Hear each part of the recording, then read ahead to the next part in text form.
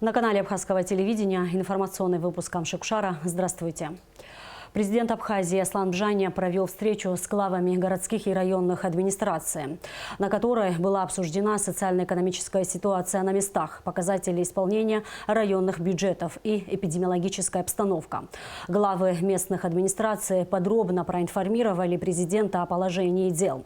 Так, в Галском районе годовой бюджет исполнен на 77%, в Гулрыбском на 82%. Но здесь надеются на улучшение показателей после окончания цитрусового сезона.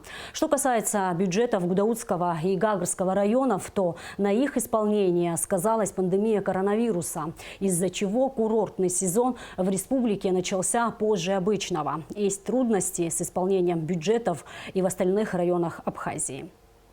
С возрастом выше 50-65 лет. Расширенный репортаж со встречи президента с главами городов и районов республики смотрите после выпуска новостей. Президент Абхазии Аслан Бжаня принял главу миссии Международного комитета Красного Креста в Абхазии Маттиаса Вайнрайха. Руководитель гуманитарной миссии проинформировал главу государства о деятельности МКК в Абхазии.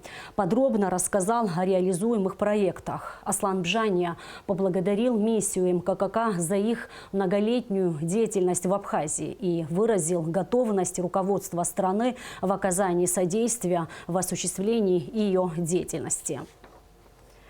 С представителями миссии МКК в Республике Абхазия также встретился замминистра иностранных дел Ираклий Тужба.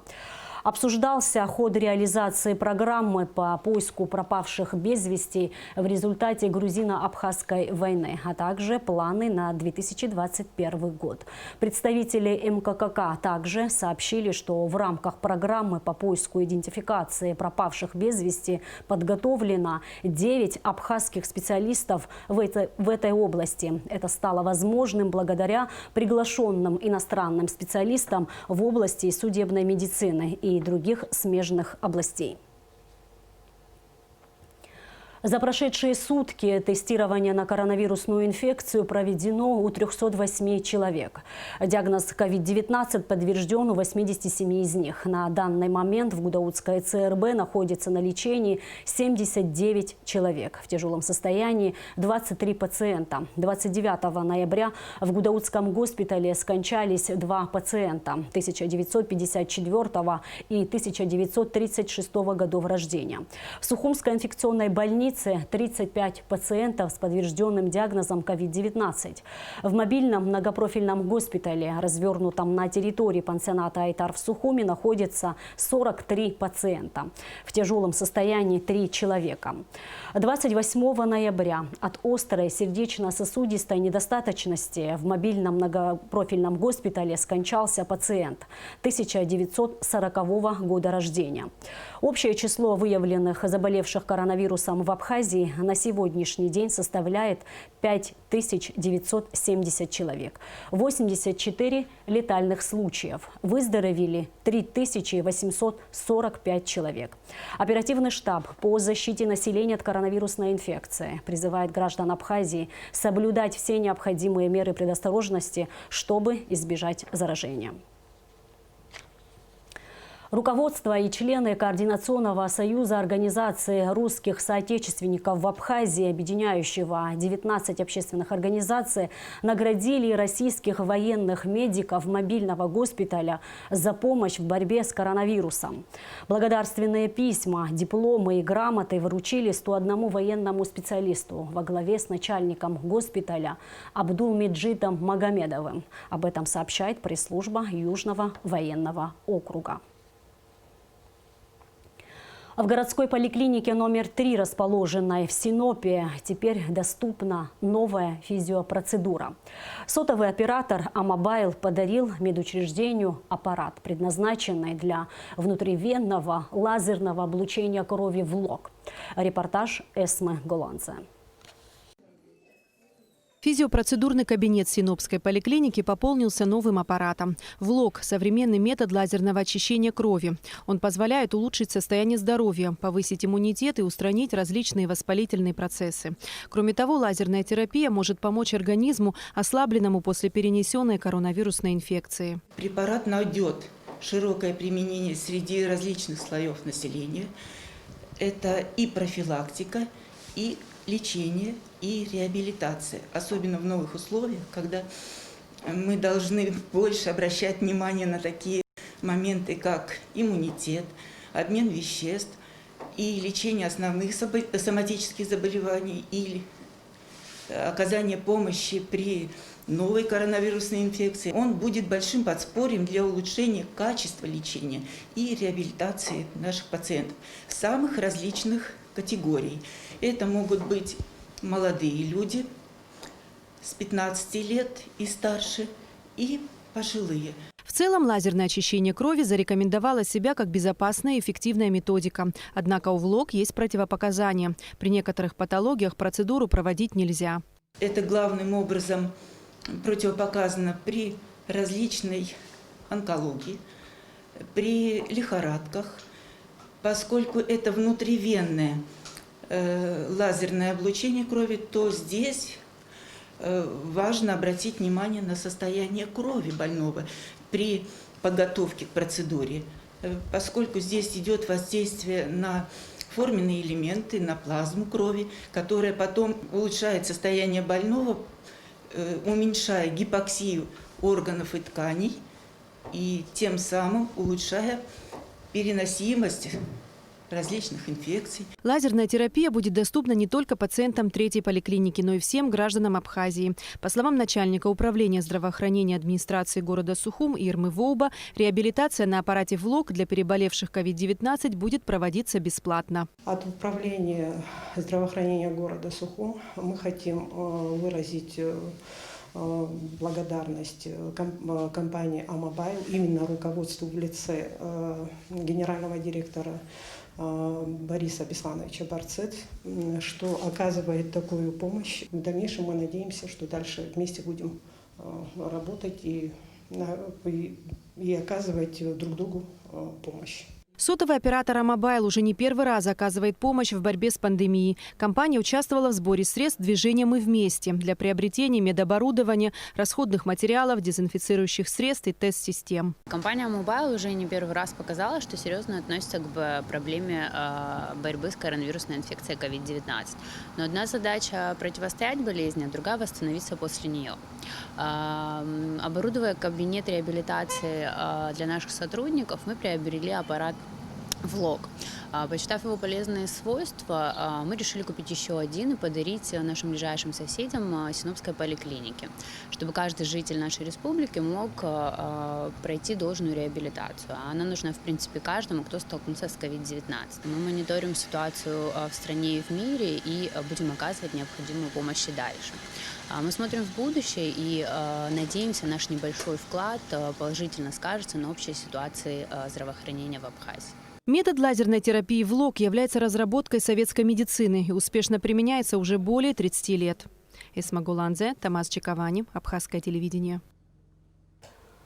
Министерство финансов сообщает об открытом конкурсе на проведение работ по развитию прикладного программного обеспечения по автоматизации системы управления бюджетным процессом в части казначейского исполнения государственного бюджета Республики Абхазия на 2020-2021 годы. С информацией о порядке участия в конкурсе, сроках и других подробностях можно ознакомиться на официальном сайте Министерства финансов. Возгорание кинозала, располагавшегося на территории бывшего санатория ПВО в Сухуме, по предварительным данным, произошло в результате поджога, так как до пожара здание было полностью обесточено. Об этом нам сообщил начальник пожарно-спасательного отряда по охране города Сухум и Сухумского района Тимур Квициня. Кинозал сгорел 28 ноября утром. На место происшествия выехали 4 пожарных расчета и городские спасатели. К моменту прибытия сотрудников МЧС огнем полностью был охвачен основной зал и сцена. Несмотря на сильное задымление помещения, пожарные сумели локализовать очаг, не допустив распространения огня на остальные помещения. Однако сам зал выгорел полностью. В результате пожара никто не пострадал. В республике в разгаре сбор урожая цитрусовых. Как сообщили в Государственном таможенном комитете Абхазии, в этом году в Россию уже экспортировано более 11 тысяч тонн мандаринов. В рамках российской инвестпрограммы 2020 года в Абхазии ведутся работы по капитальному ремонту дорог. Наша съемочная группа побывала на 2 объектах – в городе Пицунда и в поселке Цандрепш. Репортаж Алики Трапш. Главная дорога курортного города Пицунда уже много лет нуждалась в капитальном ремонте. И вот, наконец, в рамках российской инвестпрограммы здесь начаты работы по укладке асфальта. В настоящее время уже проложено порядка 1 километра дорожного покрытия. Перед тем, как начать капитальный ремонт дороги, здесь были проведены необходимые подготовительные работы. Общая протяженность ремонтируемого участка более 8 километров. Ширина дорожного полотна варьируется от 6 до 10 метров. Толщина укладываемого асфальта 5 сантиметров.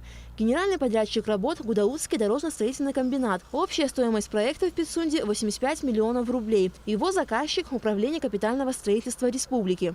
Этим дорогам более 30 лет, капитальный ремонт тут не осуществлялся на протяжении всего этого времени, поэтому было принято решение отремонтировать их.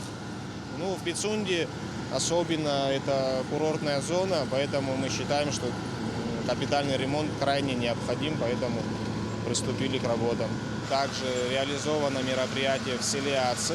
Сейчас ведутся работы в Абгархуке, потом в Ачандаре. Работы по укладке асфальтового покрытия ведутся и на главной дороге поселка Цандрепш. Протяженность ремонтируемого участка дороги 9 километров 300 метров. Сметная стоимость работ 93 миллиона рублей. Впредь для пешеходов и автомобилистов передвигаться по улице станет не только комфортно, но и безопасно. В течение 2 недель здесь уложено порядка 4 километров дорожного полотна, которое соответствует всем нормам. Асфальтоукладчик, он укладывает асфальт по уклону, по толщине, есть нивелирующее устройство у него, он считывает, сколько слой надо положить. Толщина в среднем идет 7 сантиметров и ширина от 6 до 8, и больше даже есть местами. В рамках инвестпрограммы в 2020 году реализуется 19 мероприятий по капитальному ремонту дорог в разных районах республики, которые планируется завершить до конца текущего года. Общая стоимость работ порядка 500 миллионов рублей. Алика Трапш, Тимур Гугохи, Абхазское телевидение. 1 декабря в Абхазии откроют филиал Академии российского футбольного клуба «Зенит». Всего будут работать 2 отделения в городе Сухум и в Новом Афоне.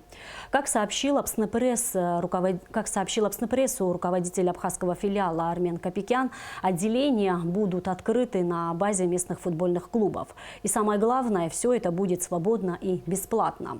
Самых талантливых юных футболистов будут отправлять на просмотры в Академию «Зенита» в Санкт-Петербург. В Санкт-Петербургской академии уже прошли просмотры 4 юных футболистов Абхазии. И 2 из них, Максимилиан Смыр и Лев Ажиба, приняты. На следующий год их зачислят в интернат, где они будут жить и учиться. И в конце выпуска прогноз погоды. По сообщению синоптиков, в четверг в Абхазии ожидается небольшая облачность. Без осадков. Температура воздуха ночью плюс 1,6, днем плюс 12-17. Температура морской воды плюс 15 градусов.